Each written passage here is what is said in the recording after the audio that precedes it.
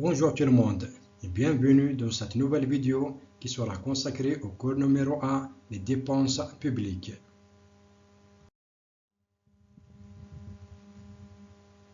À la fin de ce cours, l'étudiant devra être capable de comprendre la classification et la structure des dépenses, distinguer les différents critères de classement des dépenses dans le cadre de la LOLF. Le cours est scindé en deux axes. Le premier, la définition de la dépense publique. Le deuxième, la classification des dépenses publiques. Introduction.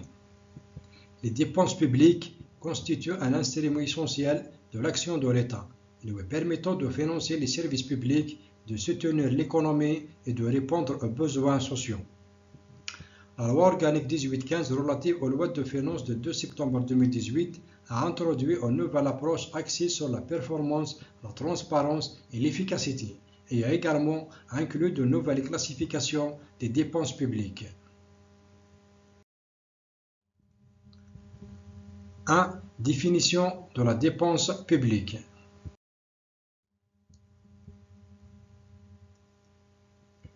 Les dépenses publiques sont des crédits financiers réservés à la réalisation d'utilités générales par l'État ou ses structures.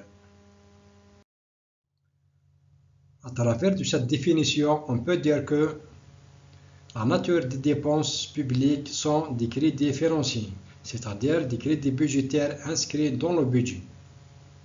La définition insiste sur les organismes publics, ce qui exclut les dépenses privées.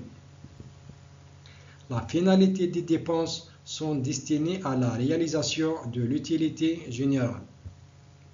Les dépenses sont effectuées par l'État, les administrations publiques, par exemple les ministères, les institutions publiques, par exemple APN, la Cour des comptes, les collectivités locales comme les communes, les wilayas, les établissements publics à caractère administratif, les EPA, par exemple les universités, les hôpitaux publics. 2. La classification des dépenses budgétaires. Les charges budgétaires se répartissent de 4 manières. Par activité, par la nature économique de dépenses, par les grandes fonctions de l'État, par les entités administratives.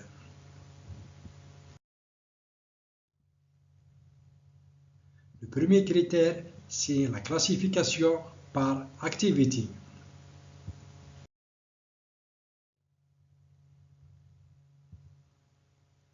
Cette classification regroupe les crédits destinés à accomplir une mission spécifique, liée à un ou plusieurs services d'un ou plusieurs ministères ou institutions publiques, et définie par des objectifs clairs et cohérents. Cette classification est constituée de programmes et leurs subdivisions, comme suit. Le portefeuille de programme, le programme, le sous-programme, l'action et la sous-action. Le portefeuille de programme, c'est l'ensemble des programmes placés sous la responsabilité du ministre ou du responsable de l'institution publique. Le programme regroupe tous les crédits alloués à la réalisation d'une mission précise, définie par des objectifs cohérents et mis en œuvre par un ou plusieurs services, ministères ou institutions publiques. Ce programme, c'est une subdivision budgétaire d'un programme. C'est une subdivision fonctionnelle et pas opérationnelle.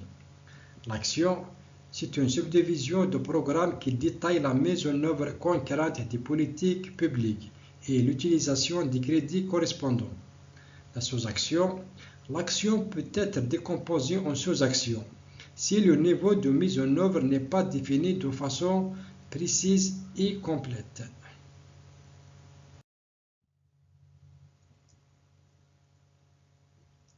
Exemple, le portefeuille de programme du ministère de l'Enseignement supérieur et de la Recherche scientifique. Ce portefeuille de programme est composé de 4 programmes. Le premier programme, c'est l'enseignement et la formation supérieure.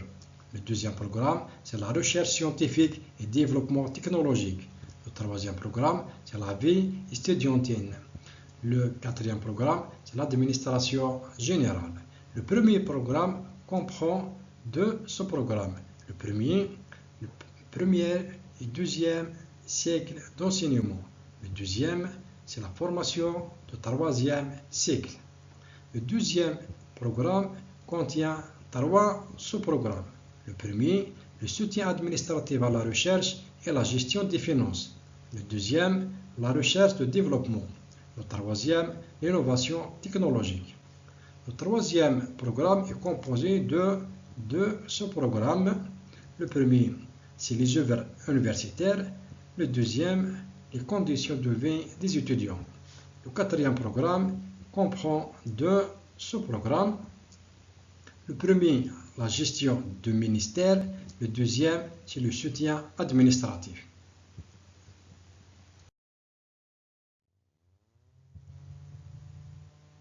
Le deuxième critère, c'est la classification par nature économique de dépenses.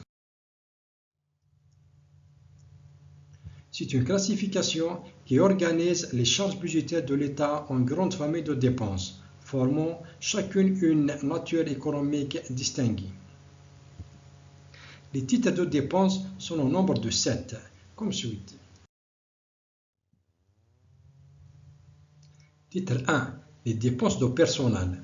Par exemple, les salaires des fonctionnaires, les cotisations sociales. Titre 2. Les dépenses de fonctionnement des services. Par exemple, les achats de fournitures. Titre 3. Les dépenses d'investissement. Par exemple, l'immobilisation corporelle et incorporelle. Titre 4. Les dépenses de transfert. Par exemple, transfert aux personnes, transfert aux entreprises. Titre 5. Les charges de la dette publique. Par exemple, les intérêts sur la dette publique. Titre 6. Les dépenses d'opérations financières. Par exemple, les participations financières, les prix et les avances. Titre 7. C'est les dépenses imprévues. Le troisième critère, c'est la classification par grande fonction de l'État.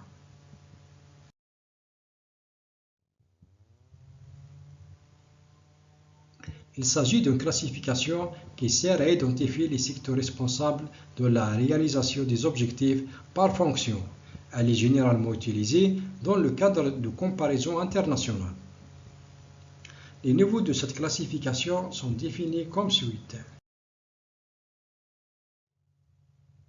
1. Le secteur. Les secteurs de cette classification sont les suivants. Les services généraux des administrations, la défense, l'ordre et sécurité publique, les affaires économiques, la protection de l'environnement, les logements et l'équipement collectif, la santé, loisirs, culture et culte, l'enseignement, la protection sociale. B. La fonction. On distingue 2 types de fonctions. Le premier, la fonction principale, qui regroupe les activités de l'État qui poursuivent un même objectif final. Le deuxième type, c'est la fonction secondaire qui regroupe les activités de l'État qui poursuivent un objectif intermédiaire. Le quatrième et le dernier critère, c'est la classification par entité administrative.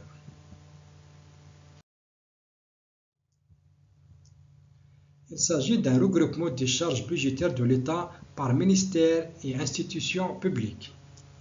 Cette classification permet de répartir les crédits budgétaires entre ministères ou institutions publiques selon l'organigramme structurel ou l'organisation locale de l'entité administrative concernée. Le cours touche à sa fin. Merci de l'avoir suivi et à bientôt dans une nouvelle vidéo.